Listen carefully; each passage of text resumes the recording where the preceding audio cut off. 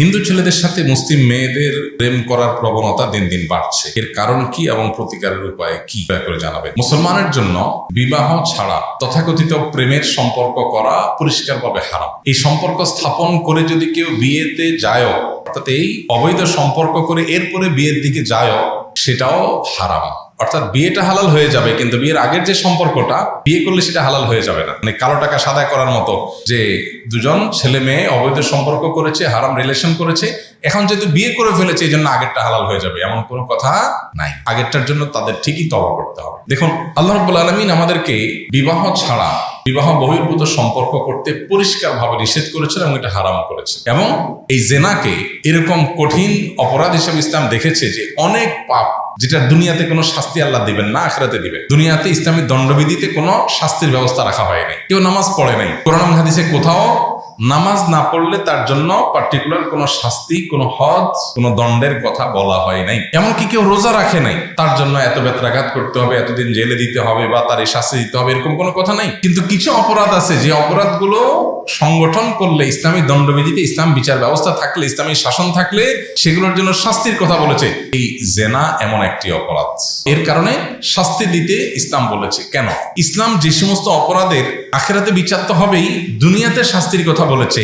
সেই অপরাধগুলো মানুষকে দুনিয়াতে ক্ষতিগ্রস্ত করে, মানুষের সামাজিক স্থিতিশীলতা রক্ষা করবার জন্য, মানুষের স্বাভাবিক পরিস্থিতি রাখার জন্য এবং কোন রকম অস্বাভাবিক পরিস্থিতি থেকে সমাজকে বাঁচাবার জন্য যে সমস্ত অপরাধগুলো নিয়ন্ত্রণ করা প্রয়োজন, সেগুলোতেই শুধু শরীয়ত দণ্ডবিধির কথা বলেছে। না, নামাজের চাইতে গুরুত্বপূর্ণ তো কোনো কিছু নাই ইসলামে।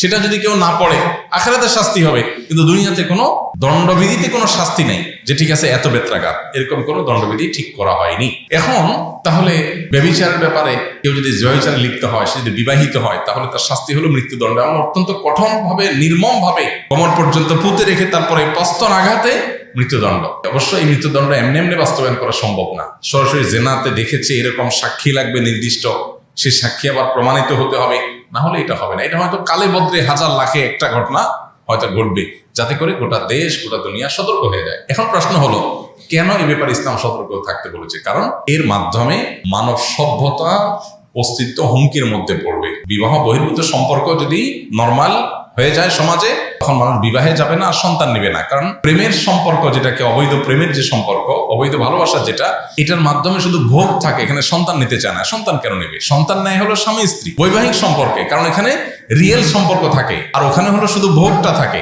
টাইম পাস থাকে। এই জন্য পৃথিবীর যে সমস্ত দেশগুলোতে এই বিবাহ বিরোধী সম্পর্ক আছে, সেই দেশগুলোতে সন্তান জন্মের হার আস্তে আস্তে কমে যাচ্ছে।